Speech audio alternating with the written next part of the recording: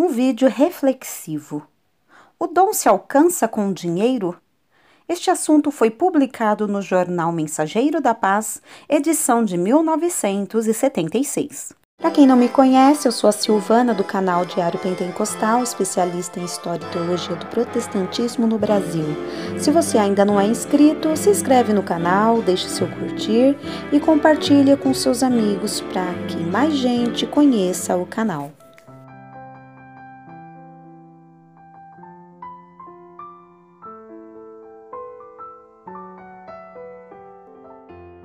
Mas disse-lhe Pedro: o teu dinheiro seja contigo para a perdição, pois cuidaste que o dom de Deus se alcança com dinheiro.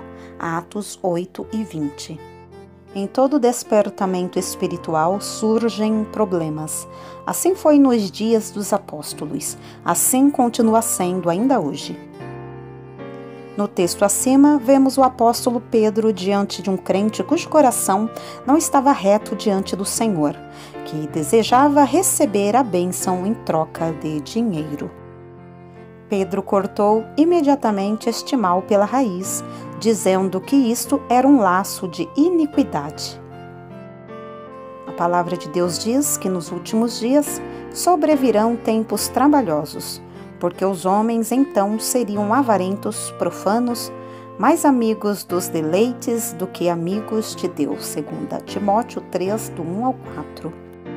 Em cumprimento desta profecia, é que em nossos dias também surge o mesmo mal. Aparece ganância ao dinheiro ligada às coisas de Deus. Vamos aqui ver algo que a Bíblia ensina sobre este importante assunto. Tome de graça da água da vida. Apocalipse 22:17. Toda a Bíblia é um convite de Deus para o mundo inteiro vir a Jesus, a fim de que receba de graça a salvação. Vinde às águas, vinde sem dinheiro, sem preço. Isaías 55:1. A Bíblia finda com um convite: vem e tome de graça da água da vida. Nenhum dinheiro no mundo poderia jamais resgatar a nossa alma. Salmo 49, do 6 ao 9. Nenhum ouro nem prata tinha este poder. 1 Pedro 1, 18 e 19. Isto fez Jesus quando se fez maldição por nós, Gálatas 13:13, e deu a sua vida em resgate de muitos, Mateus 20:28. Por isto, somos justificados gratuitamente, Romanos 3:24. Glórias a Jesus. Mas não é somente a salvação que se recebe de graça, não. Tudo o que acompanha a salvação, Hebreus 6:9, isto é, todas as bênçãos em Cristo Jesus, Efésios 1:3, seja para a nossa alma, espírito ou corpo, seja o batismo com o Espírito Santo, cura para os nossos corpos, etc. Tudo é dado gratuitamente. 1 Coríntios 2:12. Aleluia! Digno é o obreiro do seu salário. Lucas 10:7. No programa dos cultos evangélicos, aparece sempre uma oportunidade para os crentes contribuírem para as despesas da igreja com seus dízimos e as suas ofertas. Nisto não existe nenhuma contradição ao que acabamos de afirmar acima, que tudo é de graça. Aqui se trata de uma coisa diferente. Crente nenhum pensa em pagar as bênçãos recebidas, mas receberam pela sua experiência de salvação uma forte vontade de voluntariamente participar das despesas da igreja na evangelização. Lemos na segunda carta aos Coríntios 8, de 1 a 5, a respeito dos crentes da Macedônia que, com muitos rogos, pediram a comunicação do serviço de contribuição.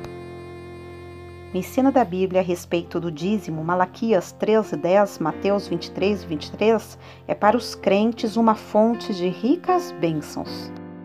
Devemos, porém, observar que esta arrecadação nos cultos é feita exclusivamente entre os crentes. Os amigos visitantes não são convidados a cooperar. Se alguém voluntariamente deseja cooperar, a igreja não rejeita, porque isso seria falta de educação diante de um sentimento nobre. A contribuição dos cultos não é dada aos obreiros, mas sim à igreja que, através da sua direção, a administra.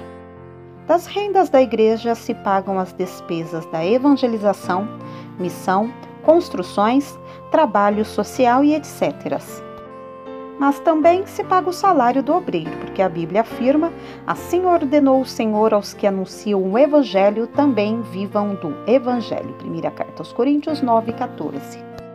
Assim foi no tempo do Velho Testamento, 1 Crônicas 9:12, e assim também na dispensação do Novo Testamento. Jesus mesmo disse: digno é o obreiro do seu salário. De graça recebestes, de graça dai. Mateus 10:8. Quando Jesus enviou os primeiros obreiros, deu-lhes esta importante orientação: de graça recebestes, de graça dai. Ele não queria que em tempo alguém se baixasse tanto que chegasse a receber dinheiro em troca de serviço espiritual prestado, seja de cura, de oração e etc. Este pensamento de Jesus tem, em todos os tempos, inspirado os homens que Deus tem usado. Abraão recusou tomar desde um fio até a correia de um sapato como recompensa pela libertação que havia levado aos que habitavam em Sodoma e outras cidades. Gênesis 14, do 21 ao 23. Samuel desafiou a todo Israel que testificasse contra ele se havia tomado boi, jumento, presente e etc., para com ele encobrir os seus olhos. O povo disse de uma só boca: e nada nos defraudaste. 1 Samuel 12, do 3 ao 5. O profeta Eliseu recusou terminantemente tomar qualquer recompensa pela cura que Naamã, o general da Síria, havia recebido, segundo Reis 5:16. Daniel disse ao rei Belsazar, quando este lhe ofereceu ricos presentes para que interpretasse a escritura na parede: os teus dons fiquem contigo e dá os teus presentes a outros. Todavia, lerei ao rei a escritura. Daniel 5:17. Paulo disse na hora da sua despedida: de ninguém cobicei a prata, nem o ouro, nem o vestido. Atos 22:33. Afirmou aos coríntios: não busco o que é vosso, mas sim a vós. Não por torpe ganância. 1 Pedro 5:2. Quando o apóstolo Pedro orientou aos que com ele estavam trabalhando na obra de Deus, deu-lhes, entre outros bons conselhos, também este de servir sem torpe ganância. Ele conhecia o terrível mal de alguns que, aproveitando o coração alegre dos que receberam as bênçãos do Senhor, procuram beneficiar-se. Ele condenava este procedimento, chamando-o torpe. Já no tempo do Velho Testamento, era o tal procedimento tido como um sinal de decadência e de depravação espiritual.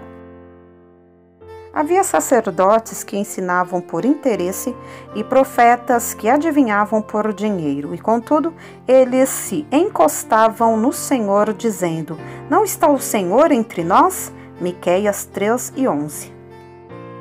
A avareza entre os sacerdotes e profetas era como consequência da leviandade. Jeremias 6:13 e 14. O profeta Isaías disse que estes que sempre tornam para sua ganância eram cães gulosos que não podem fartar, pastores que nada compreendem. Isaías 56:11.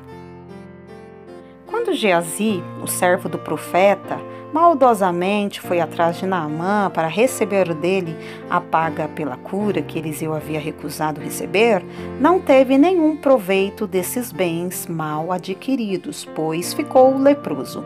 2 Reis 5, do 20 ao 27. Também No tempo dos apóstolos apareceram os que com avareza faziam dos crentes negócio com palavras fingidas. O apóstolo Pedro, porém, disse que sobre eles de largo tempo não seria tardia a sentença, segundo Pedro 2 e 3. Diante do procedimento de Simão, quando este ofereceu dinheiro em troca de bênção, Pedro o convidara para o arrependimento. Atos 8, do 18 ao 20. Isto é a única alternativa para evitar uma sentença muito séria diante de Deus, que nunca irá tolerar que se faça negócio do que Ele oferece gratuitamente. Em nossos dias de tanta confusão por causa de casos de curas, orações, consultas espirituais e etc. em troca de dinheiro, precisamos vigiar para que esta atitude vergonhosa não venha a aparecer dentro dos limites até onde se estende a influência da Igreja.